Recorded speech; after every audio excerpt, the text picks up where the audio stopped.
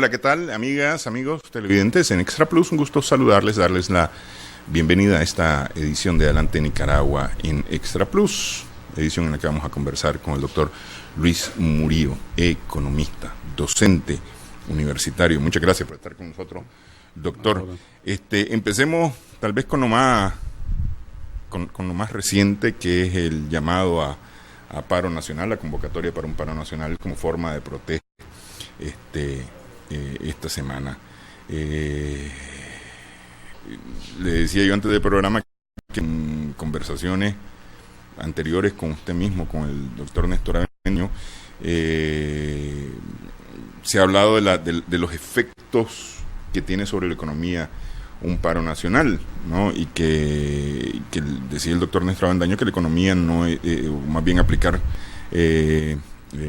castigos económicos para buscar soluciones políticas no es exactamente la mejor vía. Bueno, yo creo que realmente esta economía está bastante fatigada y el llamado al paro no tiene una fuerza por dos razones fundamentales. Uno, por el descrédito que han tenido los empresarios, sobre todo con la llamada alianza que por más de 10 años llevaron con el gobierno, y en segundo lugar porque hay algunos sectores sin los cuales no se tiene efectividad en el paro, como en el caso del sector transporte, salud y educación.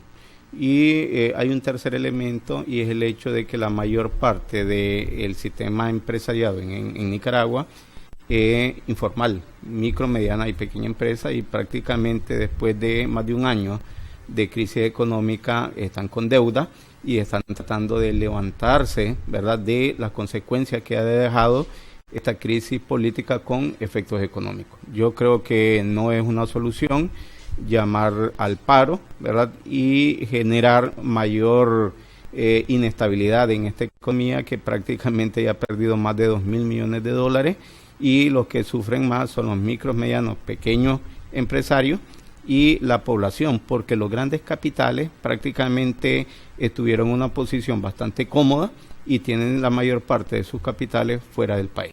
Entonces yo creo que no es correcto, debería de buscarse una medida de negociación en la mesa de diálogo, pero con puntos serios, que dicho sea de paso, en el caso de la Alianza Cívica creo que ha tenido muy poca efectividad y muy poca seriedad a la hora de estar sentada en la mesa del diálogo. Uh-huh. ¿Qué efectos tienen o tuvieron los paros anteriores, el primer y el segundo paro que se hicieron en Nicaragua en el 2018? Bueno, no han tenido mayores efectos. La pérdida se dio prácticamente como producto de la crisis, los tranques, el nivel especulativo. Aquí hay un paro mayor, y el hecho que se ha detenido el aumento social. El hecho de que la economía está casi en caída libre, 3.8% el año pasado y posiblemente un 5%. Entonces llamar a un paro, ¿verdad?, prácticamente es inadecuado. A lo sumo se van a parar menos del 19% que representa el COSEP. Yo más bien llamaría, digamos, al COSEP a que busque una solución negociada, ¿verdad?, y que haga propuestas adecuadas, y en el futuro establecer alianzas, pero no de tipo colusoria, porque prácticamente esta economía se ha, en este caso, empobrecido como producto de ello. Solo en materia de exención, exoneración y subsidio, el gran empresariado se ha llevado más de 1.600 millones de dólares. Y yo creo que no es correcto.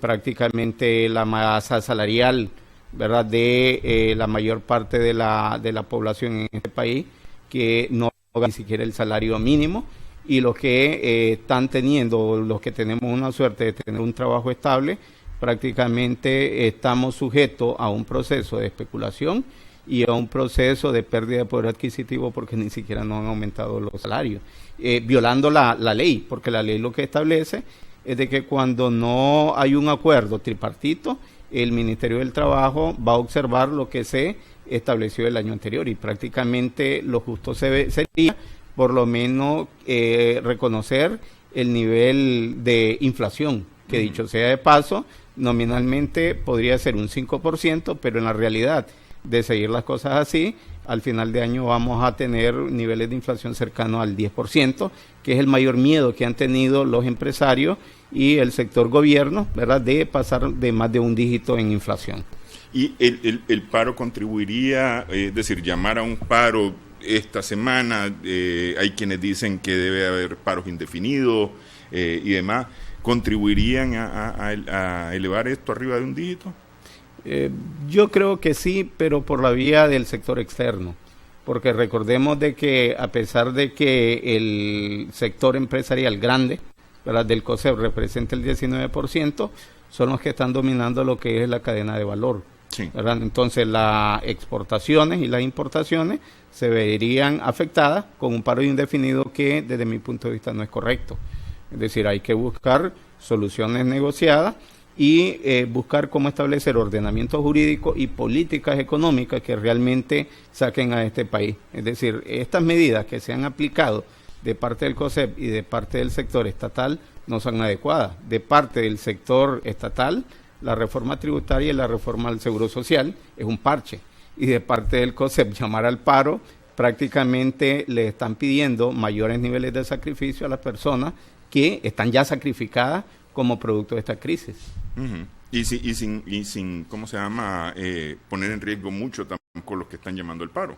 Así es. Sí. Es decir, es bonito desde una posición cómoda llamar al paro, cerrar sus establecimientos, pero prácticamente el resto de la población sale afectada, aunque en la realidad este es el tercer paro que han convocado, ¿verdad? No han tenido ninguna efectividad los dos anteriores y no creo que este tenga, digamos, una mayor efectividad. Yo considero de que los tomadores de decisión del sector privado y del sector estatal deberían de concentrarse en plantear medidas de solución a la problemática. Uh-huh. Yo le preguntaba justamente por los dos paros anteriores, los efectos de los dos paros anteriores, porque o los efectos económicos que pudieron haber tenido los dos paros anteriores, porque, por ejemplo, se llama no consumir, pero mucha gente lo que hace es que el día anterior al paro sale a abastecerse, ¿verdad? Incluso se abastece hasta además pensando en que las cosas se pueden complicar después del paro. Sí, prácticamente eso es una medida de distorsión, pero con una convocatoria fuerte. Esta convocatoria no tiene fortaleza. Eso en la década de los años 80, los dos estuvimos acá, y prácticamente llevó a la economía a ser la quinta economía de mayor hiperinflación en el mundo, 33.600%, y aquel famoso Viernes Negro, en donde prácticamente los mecanismos del mercado desaparecieron y prácticamente los agentes económicos comenzaron a especular, ¿verdad?, a distorsionar todos esos factores y crear, digamos, una inestabilidad que hizo necesario al menos dos reformas de tipo monetaria, ¿verdad? Cuando fue en el año de 1987 el cambio del Córdoba totalmente devaluado, ¿verdad? Sí, que hasta se resellaba. La llamada Operación Berta. La Operación Berta, y luego el Córdoba Oro, ¿verdad? Ya en 1990. Prácticamente lo que deberíamos de hacer en este país es de acuerdo de carácter político y comenzar a establecer políticas económicas serias para los sectores económicos. A ver, un elemento que todavía queda, digamos, como una agenda, el llamado banco de fomento. Es decir, todo país debería de tener un banco de fomento. Y prácticamente el sector empresarial es el que ha tenido el oligopolio del sistema financiero y es el que más ha perjudicado al sector productivo de este país, porque durante más de 10 años tuvieron índices de liquidez elevados, reservas elevadas, pero cuando se dio el problema comenzaron en este caso a contraer los créditos. Y ellos fueron los mismos que crearon la crisis en el sistema financiero por empezar a dar de manera desmesurada todos los créditos, ¿verdad?, a personas que no podían pagar y prácticamente aumentaron el nivel de riesgo y ahora están afectando el sector productivo de este país. Pero el tema de los créditos, es decir, por lo menos hasta el año pasado, uno de los grandes problemas que tenía el crédito era que era básicamente un crédito para consumo más que un crédito para producción.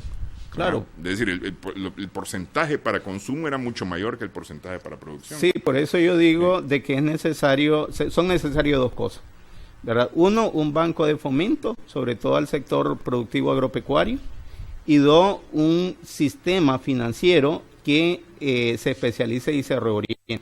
Voy a poner, digamos, el ejemplo del sistema financiero antes de la década de los años 80. El sistema financiero era relativamente fuerte, claro, era otro contexto, otras situaciones, pero estaban muy bien orientados. El BANIC financiaba el sector industrial y el sector algodonero. Había un Banco Nacional de Desarrollo, que era un banco de fomento, que financiaba el sector productivo. Estaba el BABINIC, que es el Banco de la Vivienda, que financiaba los créditos hipotecarios, digamos, de personas de clase media que podían, digamos, pagar una casa. Sin embargo, en este sistema financiero, con los 6, 7 bancos que tenemos, es la ley de la selva, es decir, todos incluso han agarrado la parte del financiamiento a las micro, medianas y pequeñas empresas, que era una parte que le tocaba a las microfinancieras o a las financieras, y que prácticamente se han inmiscuido en todas esas actividades económicas. Ok, vamos a hacer una primera pausa en esta edición de Adelante Nicaragua. Estamos conversando con el doctor Luis Murillo, economista.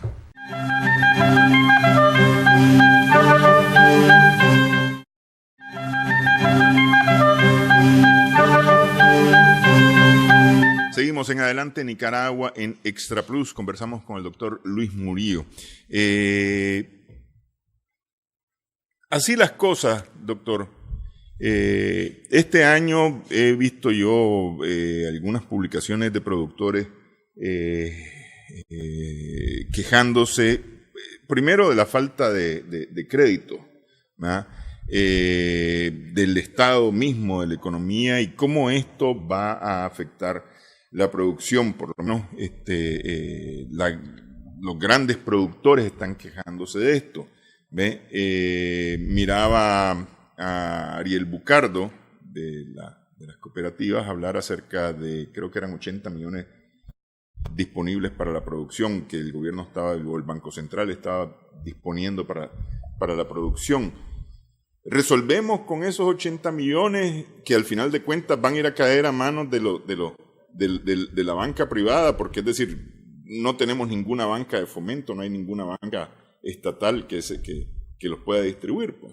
Sí, realmente lo que ha colapsado es el sistema económico y el rompimiento del acuerdo tripartito que había creado una suerte, ¿verdad?, de burbuja, ¿verdad?, en el crecimiento económico de este país, que por un periodo de unos 10 años estuvo entre el 4,5 y el 5,2%. En el caso de la producción, yo creo que hay 3 problemas fundamentales que no se han resuelto, ¿verdad? Uno, el tipo de financiamiento que se ha tenido. Es decir, tenemos un sistema financiero que prácticamente no está abonando al sector productivo. Cuando la burbuja estaba creciendo, financiaban créditos de consumo, pero a la producción no lo financiaba. Un segundo elemento es que todavía no se ha visualizado política pública para poder reconstruir las cadenas de valor, ¿verdad? Porque, dicho sea de paso, la mayor parte de los productores que no tienen crédito están en manos principalmente de los intermediarios. Y esas cadenas de valor, por mucho sean 80 o 180 millones de dólares al sector productivo, no llega realmente al productor como tal, sino que se queda en la cadena. Y un tercer elemento que está latente es la posible pérdida de los mercados importantes como producto de las sanciones. Por ejemplo, perder el mercado norteamericano, que representa casi el 45-50% de las exportaciones, perder el mercado de la Unión Europea, ¿verdad? Hasta ahorita la medida son de sanciones a personas particulares, pero en el momento en que se reviertan, ¿verdad?, hacia el país, y podría ser quizás con una salida del CAF o de la Unión Europea, prácticamente muchos productores que son los que contribuyen a generar la riqueza, aunque no son los exportadores, se verían afectados. Y prácticamente aquí pondrían en entredicho una de las principales políticas que tuvo éxito a lo largo de este año, y es la acumulación de reservas internacionales, que fue exitosa, pero prácticamente con toda esta situación está presionada y está manteniendo con altos niveles de vulnerabilidad al sistema cambiario de este país. ¿Presionada o en riesgo? Yo diría de que en riesgo, en riesgo, porque como ya lo hemos conversado anteriormente, un sistema económico, ¿verdad?, cambiario, tiene 3 pilares fundamentales: las reservas internacionales, el sistema productivo, la matriz productiva, que no es muy diversificada, y los niveles de productividad. Entonces, ¿qué es lo que sucede? Los niveles de productividad son relativamente bajos. Y voy a poner, digamos, algún ejemplo que ya de una u otra manera ya lo hemos venido tocando. A ver, uno de los elementos de productividad es que el trabajador esté a tiempo en su trabajo.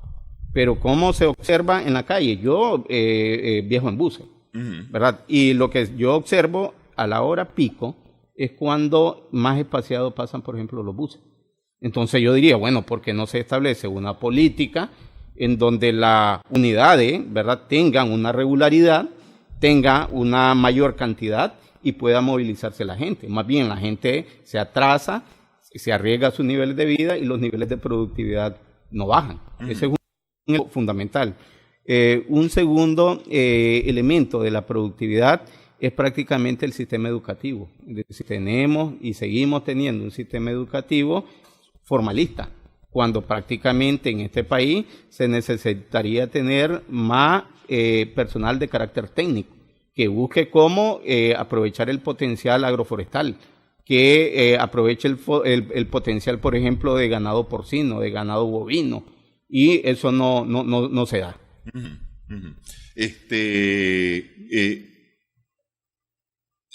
Lo cierto es que el panorama no es nada alentador. Pues miramos este miércoles, MIR presentó los resultados de su más reciente estudio de la opinión pública, y una de las principales percepciones de la población justamente es que la economía no está bien, que la economía más bien tiene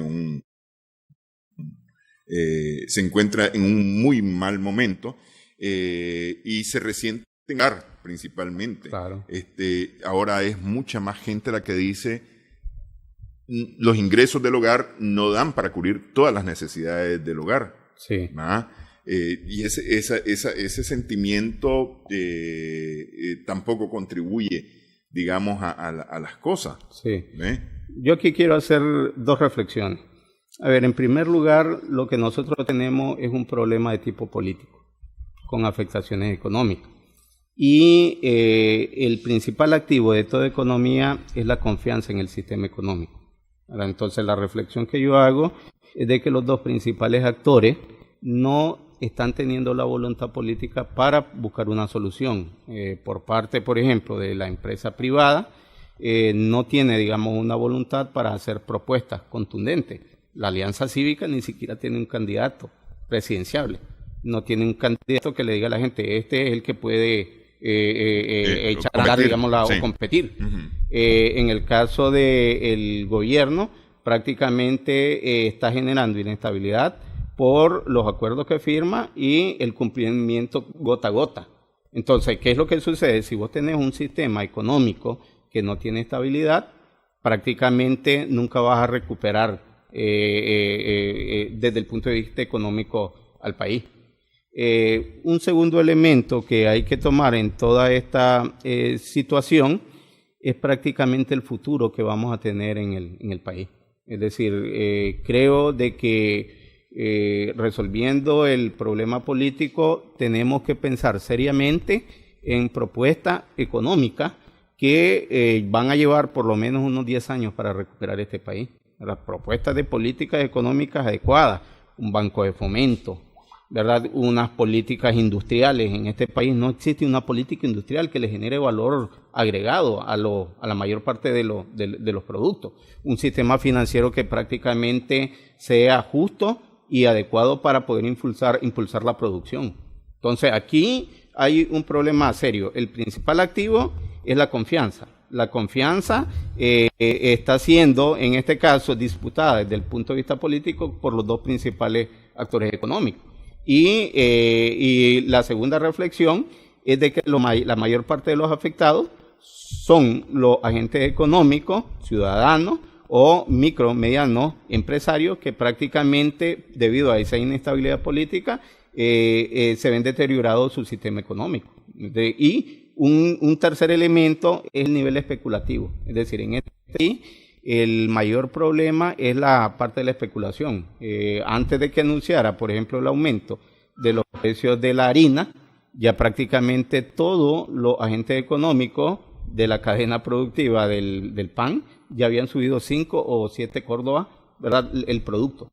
Igual sucede con el queso. Y habían bajado además la cantidad de masa que utilizaban para el mismo producto. Es decir, realmente era doblemente elevar el precio. Sí. Claro. Era menos por mayor precio.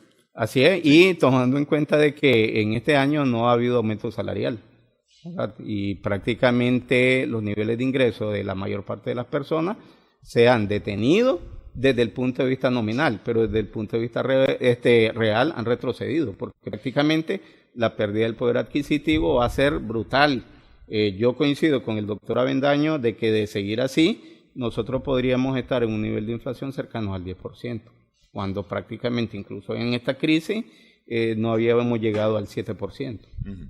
Ahora, el otro tema es el tema justamente de confianza en la inversión extranjera, que juega un papel muy importante dentro de la economía nicaragüense.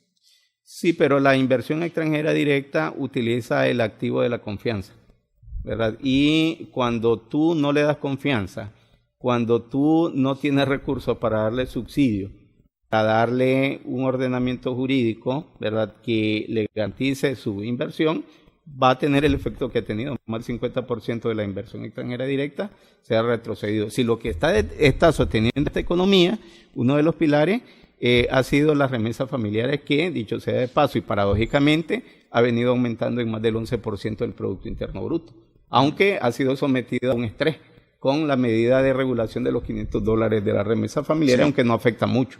Uh-huh. Ok, hablando de esa medida, leía por ahí que las reformas fiscales anunciadas por el gobierno, que supuestamente era para buscar cómo recuperar un tanto la economía, por lo menos para el gasto público, no ha tenido el efecto que esperaba el gobierno. A mí, el contrario, se han reducido la recaudación. Claro. Hablemos de esto, de los efectos de las medidas que ha tomado el gobierno para intentar revertir la situación desde el punto de vista económico, y un estudio que usted está realizando. Sí. Regresamos en breve, en Adelante Nicaragua. Estamos conversando con el doctor Luis Murillo.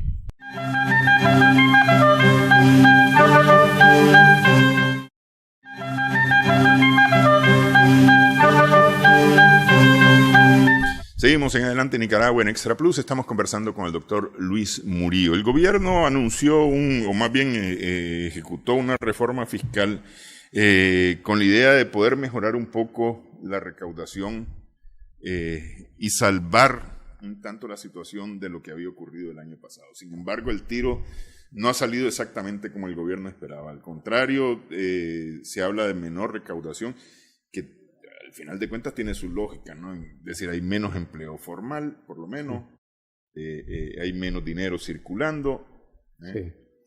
Bueno, la economía está en un estrés, ¿verdad? Y ha venido evolucionando en cuanto a empleo, en cuanto a cierre de empresas, y por ende esto repercute en lo que es el nivel de recaudación. Solo en el IR hubo una caída casi del 13,5%. ¿verdad?, de recaudación. Entonces esto indica de que cuando se hacen o se aplican medidas de carácter unilateral y no tienen en cuenta las elasticidades que tienen las variables, prácticamente lo que vas a tener es una medida inadecuada que va a molestar a la gente y que va a requerir, ¿verdad?, una reestructuración en el futuro. Más bien, las medidas en una crisis son de tipo expansivo, es decir, en vez de subir impuestos, bajarlo. Buscar cómo generar, digamos, políticas de incentivo al sector productivo, reconstruyendo las cadenas de valor. Es decir, para mí este tipo de medidas pensaban solamente recaudar para cubrir la brecha que tenía el presupuesto general de la República, que era casi 11.000 millones de Córdoba, pero fueron contraproducentes y prácticamente recaudaron menos, ¿verdad?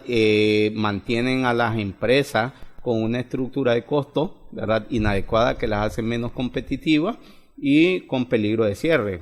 Por ejemplo, el IR, que bajó casi el 13,5%, se debe sobre todo, digamos, a la pérdida de los más de 185.000 empleos formales, ¿verdad? El impuesto de valor agregado casi bajó un 11%, y significa de que las empresas no están produciendo y no están generando valor agregado. Entonces, las medidas yo creo que deben de ser tomadas en tiempo y forma, pero de manera consensuada. Y aquí yo hago, digamos, una crítica sobre todo a la gran empresa. Es decir, la política de tipo fiscal beneficiaban, ¿verdad?, a la gran empresa. Cuando se rompió el acuerdo colusorio, prácticamente se aplicaron medidas de carácter unilateral que no solo afectaron a la gran empresa, sino que están afectando al resto de agentes económicos. Y hay un tercer elemento que prácticamente está incomodando mucho a las personas, y es la tramitología. Es decir, esta reforma tributaria prácticamente tienen trámites muy engorrosos e innecesarios que incluso incentivan lo que es la evasión fiscal. Ok,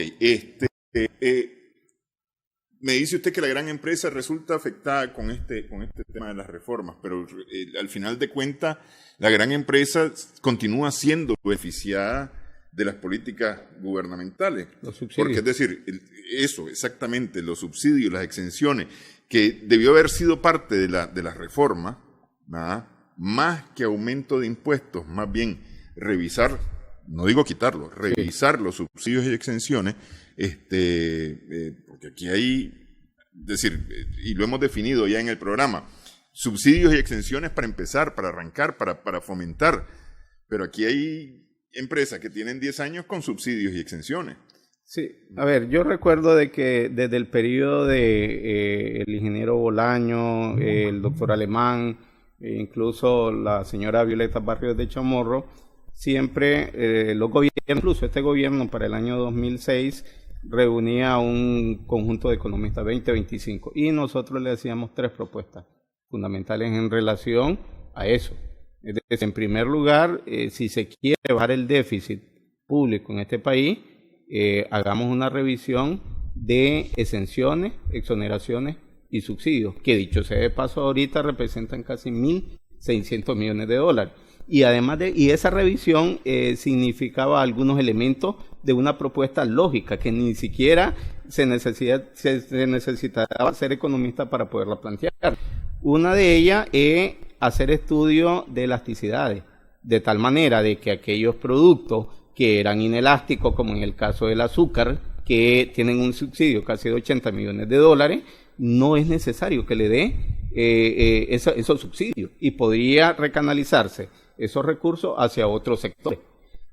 Lo otro es hacer, digamos, una revisión de la política fiscal en función de la ley de inversión extranjera directa. ¿Por qué? Porque uno de los que nosotros le llamamos paraíso de la inversión extranjera directa es de que prácticamente le permite venir acá, ¿verdad?, obtener ganancias y llevársela, como en el caso de la maquila, aunque la maquila no es buen ejemplo porque es un régimen especial. Sí. Pero el resto de inversionistas, por ejemplo el sector turístico en este país, tuvo ganancias extraordinarias y prácticamente se repatrian esas utilidades y no hay posibilidades de que queden en el país. Entonces nosotros lo que le dijimos es, bueno, hagamos una revisión de esa partida, asignémosla de manera adecuada y hagamos estudios de elasticidades, de tal manera de que aquellos productos que sean necesarios y que tengan una elasticidad de la demanda elevada, pues hay que darle, y aquellos que son inelásticos prácticamente no se les dé. Hicieron oídos sordos. Sí, porque al final de cuentas, es decir, el gran problema aquí es que, por lo menos con el acuerdo tripartito, lo que se promovió fue la comodidad de los sectores al final. Sí. Especialmente del sector de la gran empresa, sí, que estuvo muy cómodo con obteniendo todo lo que requería. Sí. Incluso yo recuerdo de que nosotros hacíamos 2 propuestas, ¿verdad?, para algunos problemas que teníamos. Una de ellas es una política de primer empleo. Bien, si ustedes son empresarios y están con un enfoque de responsabilidad social empresarial, que el Estado determine una partida de tal manera de que les baje, por ejemplo, el impuesto sobre la renta, ¿verdad?, al momento de que usted contrate mano de obra por primera vez, que entra al mercado laboral.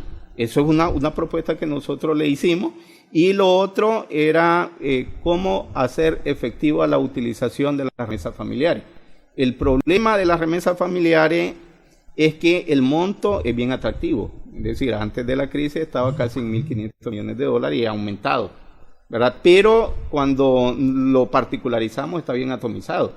Es decir, de Estados Unidos te envían $250, $300 mensuales y de Costa Rica entre $60 y $100. Entonces, ¿qué es lo que sucede? De que hay alguna política en otros países que también a través de la política fiscal podés hacer una recanalización para inversión en algunos sectores. Costa Rica lo hizo con el sector turístico. El Salvador lo hizo para infraestructura de algunos municipios relativamente pequeños, con ponerle iglesia, etcétera, etcétera. Y la gente que se iba, acumulaba algo, venía a hacer una inversión y se beneficiaba al país, pero prácticamente nunca nos oyeron. Y un tercer elemento que yo recuerdo que le criticamos mucho al ingeniero Bolaño era el enfoque de clúster que había planteado en su momento y que dicho de paso... El Plan Nacional de Desarrollo. El Plan Nacional de Desarrollo Operativo. Y que dicho sea de paso era bastante discriminatorio y no tenía ninguna posibilidad de crecimiento porque acá las cadenas productivas no están organizadas. Pero ahí voy a volver a lo mismo que he planteado yo en otras ocasiones, con usted mismo lo hemos conversado, el tema de un gran acuerdo nacional para decidir hacia dónde va este país. La falta de ese gran acuerdo nacional, porque mencionaba usted el Plan Nacional de Desarrollo Operativo del ingeniero Bolaño. Tuvo un Plan Nacional de Desarrollo el doctor Arnoldo Alemán, hay un Plan de Desarrollo Humano de este gobierno, pero no sé, es decir, no ha sido como producto de un gran consenso, pues. A ver, el problema de estos planes nacionales de desarrollo, que no son planes nacionales de desarrollo, sino que son planes partidarios, es de que no son de carácter inclusivo. Es decir, quizás se consultan, pero no se construyen de una manera técnica. De tal manera de que si nosotros establecemos un verdadero Plan Nacional de Desarrollo de Estado, podríamos tener una visión a 20, 25 años con cuestiones, digamos, operativas. Por ejemplo, en el caso de Costa Rica, ellos se enfocaron en 3 cosas que durante 40 años la atacaron y salieron muy bien de las crisis. Ellos se enfocaron, ¿verdad?, en resolver el problema de la matriz energética y lo lograron. Ellos se enfocaron en hacer una inversión en capital humano y pasaron de 5 o 6 años de escolaridad a 11 años de escolaridad y como producto de eso trajeron a Intel. Y ellos se enfocaron en su Plan Nacional de Desarrollo en hacer una diversificación de mercado, de tal manera que incluso para Costa Rica el principal mercado no es Estados Unidos. No es Estados Unidos, ellos tienen mercado en Europa y son un importante también socio de China, o más bien ellos de los chinos y no los chinos de ellos. Sí, y justamente ese me parece a mí que es el gran problema que tenemos en Nicaragua, que finalmente todos terminamos imponiendo nuestros puntos de vista o nuestras decisiones y no contamos con un acuerdo, ¿no? El llamado acuerdo tripartito, el modelo de consenso que llamaba el gobierno entre el gobierno, la gran empresa y los trabajadores, al final no benefició, es decir, sí benefició al país porque le dio estabilidad, digamos, pero efectos de futuro no tuvo, justamente. A ver, yo creo que el beneficio fue de muy corto plazo. ¿verdad? 10 años. Pero afectó a la economía de este país porque le generó un rezago frente a sus competidores. Y en la primera crisis prácticamente derrumbó el sistema, en cuyo caso uno de los mayores problemas es el modelo de desarrollo que nosotros tenemos o la falta de modelo de desarrollo que nosotros tenemos. Es decir, la llamada estabilidad fue muy aparente. Incluso a mí me sorprendió, yo recuerdo en el año 2007, cuando hubo una primera reunión en el INCAE de los empresarios y el presidente Ortega dio una broma y le dijo que eran los primeros CPC empresariales y prácticamente ellos se rieron. Entonces, con esa elemento que ellos callaron, prácticamente a mí me demostraron que iban a hacer un acuerdo que le iba a beneficiar a ellos, pero al resto del país nos iba a perjudicar. Que ha sido uno de los grandes problemas. Sí. Justamente usted ha hecho un estudio acerca de la producción de riqueza en el país. Sí. La producción de riqueza en el país, ese sí. Es parte del estudio. Si hacemos una pausa, hablamos acerca de eso al regresar en Adelante Nicaragua.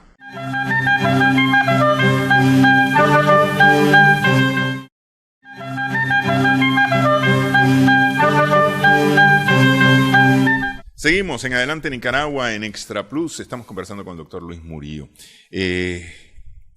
Ha estado trabajando usted y un equipo, un estudio de la producción de la riqueza en Nicaragua. Sí. Bueno, me explico, digamos, un poco. Estoy haciendo un trabajo para la Fundación Friedrich Ebert, que es una fundación alemana, que consiste en plantear a nivel latinoamericano un nuevo enfoque del desarrollo, un nuevo modelo. ¿Verdad? Que se llama el modelo de desarrollo social y ecológico. Y una de las preocupaciones que ha tenido es la poca diversificación de la estructura productiva de los países. Entonces, es un nuevo enfoque que se está construyendo, ahorita el marco teórico, y 14 países estamos haciendo, digamos, estudios de carácter individual.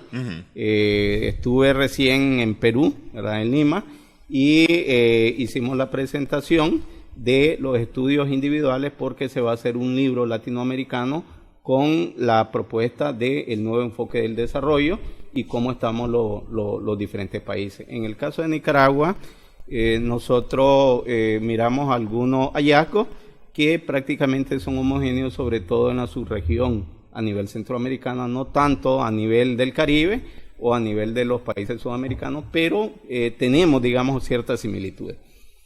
Uno de los elementos en cuanto a la generación de riqueza, y es relativamente paradójico, es que uno suele pensar de que este país es eminentemente agropecuario, ¿verdad? Sin embargo, cuando se mira el peso que tiene la generación de riqueza en cuanto a Producto Interno Bruto, prácticamente casi el 50% del sector terciario. Es decir, nosotros estamos siendo una economía, al igual que el resto de América Latina, terciarizada y terciarizada. Son dos conceptos que a veces se confunden, ¿verdad? Cuando nosotros hablamos de terciarización, es el hecho de que una parte importante del sector servicio está teniendo mayor peso en el Producto Interno Bruto. Y cuando hablamos de terciarización, estamos hablando de que las empresas están teniendo la tendencia a no contratar de manera directa al personal, sino que a subcontratar. Sí. Entonces, los dos fenómenos se están viendo en el caso de Nicaragua, es decir, la mayor parte de la riqueza de este país está no en el sector primario, no en el sector secundario, sino que en el sector terciario. Y paradójicamente, lo que más generan empleo son, en primer lugar, la micro, mediana y pequeña empresa. Y todavía el sector agropecuario, que no tiene un nivel tecnológico todavía, digamos, pujante, es el que está generando empleo, ¿verdad?, en el país. ¿Qué significa esto? De que prácticamente, a pesar de que la riqueza se está generando supuestamente en el sector terciario, muchas empresas están utilizando tecnología, ¿verdad?, para poder prestar sus servicios, y mucha población está quedando en el nivel de desempleo y sin oportunidad, tomando en cuenta que tenemos un sistema educativo que no está preparando a la gente para el futuro. Ujú. Hay unos hallazgos que son bastante interesantes. La generación de valor agregado es muy poca. El financiamiento al sector productivo, muy poco.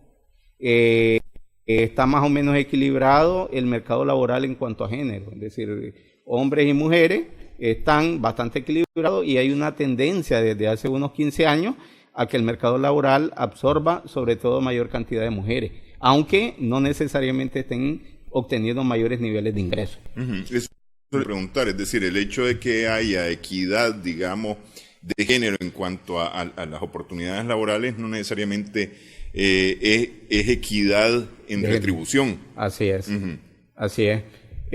Otro elemento que es importante en este modelo es la llamada economía del cuidado del hogar o servicios de cuidado del hogar. Y esto significa el rol que tienen las mujeres, ¿verdad?, en prestar servicios, ¿verdad?, de como asistentes del hogar, ¿verdad?, u otra actividad que tiene, digamos, ahorita un peso importante y que en el caso de Nicaragua hemos avanzado porque hay una ley, ¿verdad?, que protege los derechos, aunque con esta crisis prácticamente han quedado descubiertas la mayor parte de las mujeres. Ok, ahora, esto de poder generar una propuesta de modelo, ¿es una propuesta o sería una propuesta individual o una propuesta, digamos, como bloque? Bueno, en primer lugar la iniciativa la tiene la Friedrich Ebert, ¿verdad? Y lo que está haciendo dos cosas. Uno, crear el marco teórico referencial y luego hacer diagnósticos a nivel de país. Por ejemplo, en el caso de Nicaragua, uno de los diagnósticos es de que nuestra matriz exportadora descansa en el 85% en 17 productos. Y de esos 17 productos, el 77% tienen bajo valor agregado, ante lo cual se necesita una transformación. Por ejemplo, ese 77% es economía de carácter extractivo, ¿verdad? Minería, agricultura, ganadería, pero con bajo valor agregado y tiene afectaciones sociales. Por ejemplo, en el caso de la minería, genera muchos conflictos de propiedad con las regiones autónomas, genera mucho conflicto ambiental, ¿verdad?, por la polución o por la contaminación que tiene la agua o las poblaciones, como en el caso de la Libertad, Chontales. Sí. ¿Verdad? Entonces, es un nuevo modelo que se está planteando y que de una u otra manera creo que los países están en la obligación de por lo menos escuchar qué es lo que se está teniendo. ¿Verdad? Porque lo que se está observando es que en América Latina los modelos de desarrollo llamados neoliberales o economía del siglo XXI no están funcionando y la gente necesita, en este caso, una alternativa, pero los sectores públicos no están siendo propositivos al respecto. Entonces, la Fundación Friedrich Ebert ya tiene más o menos desde el año 2006 planteando esto, no está acabado, pero es una propuesta y aquí es donde deberíamos de tener una cohesión, ¿verdad?, o un acercamiento con los sectores públicos para construir de manera conjunta estos modelos.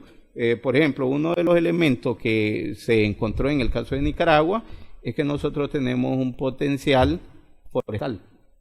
Más del 40% del territorio nacional es de vocación forestal. Sí. Pero, ¿qué es lo que nosotros hemos encontrado?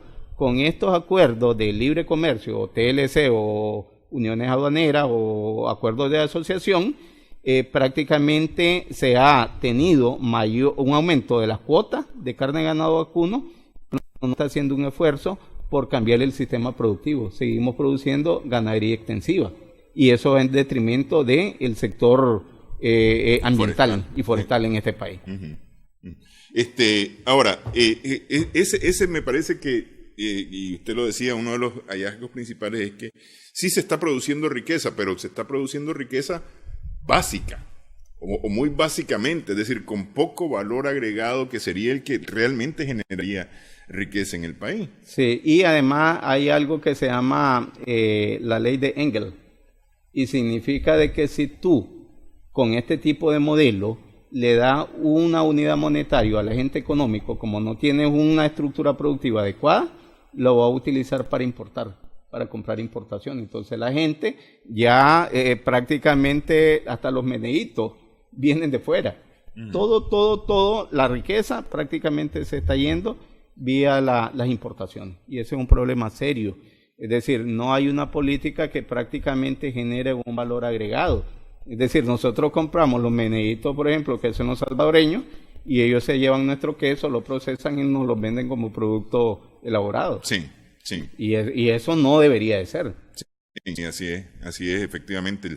El queso que al final de cuentas sale exportado desde El Salvador, el queso nicaragüense que sale exportado del Salvador justamente para el mercado salvadoreño en los Estados Unidos, aprovechando el TLC. Así es. Sí.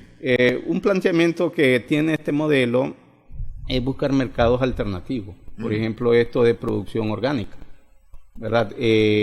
Producción limpia. El problema que nosotros hemos tenido en el caso de Nicaragua de que la cadena productiva está en manos de los intermediarios y que no hay una política pública que vaya a desarrollar esos mercados. Yo pongo el ejemplo siempre de la garrafona, que usted ya lo conoce. Es decir, ellos tienen la tecnología, tienen el saber, tienen el conocimiento para producir producto orgánico. Pero ¿en dónde fallan? Bueno, fallan en dos cosas: en la estandarización de los productos y la continuidad, y fallan sobre todo en el mercado, en la comercialización. Sí. Entonces, son productos muy buenos, pero que prácticamente los tiene como una economía de reproducción simple y no una economía de reproducción. Por ejemplo, en este país, por muchos años se ha hablado de la tasa a la excelencia, que es una buena alternativa. Pero ¿cuánto del café que produce Nicaragua realmente pasa por esa vía? ¿Y cuánto está generando un efecto positivo?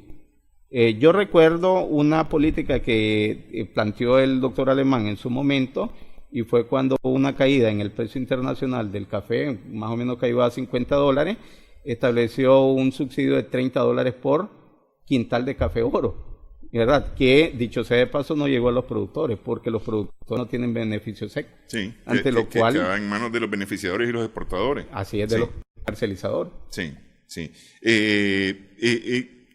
Justamente mencionaba usted un tema que es importante y es el reconocimiento del valor agregado en la producción, aunque sea, o más bien de los esfuerzos en la producción, aunque sean productos muy, muy básicos, pues el tema orgánico, el tema de buenas prácticas agrícolas, que están certificados, porque en Nicaragua se certifican además, ¿verdad? Pero no se pagan. Es decir, a ver, un moño de hierbabuena orgánica versus un moño de hierbabuena no orgánica tienen exactamente el mismo valor en el mercado. Sí, pero eso es explicable, y es la siguiente: la sociedad nicaragüense, si nosotros agarramos la pirámide poblacional, prácticamente tiene su mayor peso en el sector pobre de este país. La clase media, que realmente es el que impulsa el crecimiento económico de un país, no está siendo incentivada. Es decir, la clase media cada vez se va achicando y ha migrado de clase media, sobre todo con esta crisis, a clase pobre. Entonces, los ricos no te producen y no te consumen acá, y los pobres no tienen capacidad de pagar, digamos, un sobreprecio. ¿Por qué? Porque prácticamente ellos no hacen una diferenciación entre el uso, por ejemplo, de una zanahoria orgánica o el consumo de una zanahoria orgánica con una que no es orgánica. Ellos prácticamente, cuando son afectados con sus niveles de ingresos, van y compran lo más barato. Así es. Y el gran problema justamente con los productores, falta de incentivos, falta de política, es encontrar los mercados adecuados justamente para esta producción. Porque yo me he encontrado con productores que están exportando, por ejemplo, ¿verdad? Y están certificados, buenas prácticas agrícolas y demás, y están exportando. Es decir, empezaron a producir cuando ya tenían garantizado el mercado. Ahora lo que tienen es que garantizar la producción para no perder el mercado, porque ese es un tema importante. Pero hay una preocupación que creo que hay que ponerle en el tapete. A ver, de concretarse las sanciones por la vía comercial, es decir, sacar CAFTA o sacar del acuerdo de asociación, significa no solamente perder el mercado actual, sino que una vez que pase la crisis, no se vuelve al punto originario, sino que ese mercado se pierde y es llenado por los competidores. Entonces, Nicaragua, como sucedió con la iniciativa para la Cuenca del Caribe en la década de los años 80, recuperó su mercado, pero tuvieron que pasar 27 años, el norteamericano, para poder estar a un 60 o 70% del que tenía antes de la aplicación del 84 de las medidas de bloqueo económico. Bueno, pero las sanciones no van a afectar a Nicaragua, es lo que se dice actualmente, ¿no? ¿Ah? Bueno, cuestión de opinión. Sí, cuestión de opinión, cuestión de puntos de vista. Claro. Gracias, doctor, por haber estado con nosotros en esta edición de Adelante Nicaragua. Y nuestras amigas, amigos televidentes de tu sintonía. Esperamos que el programa haya sido de provecho para usted.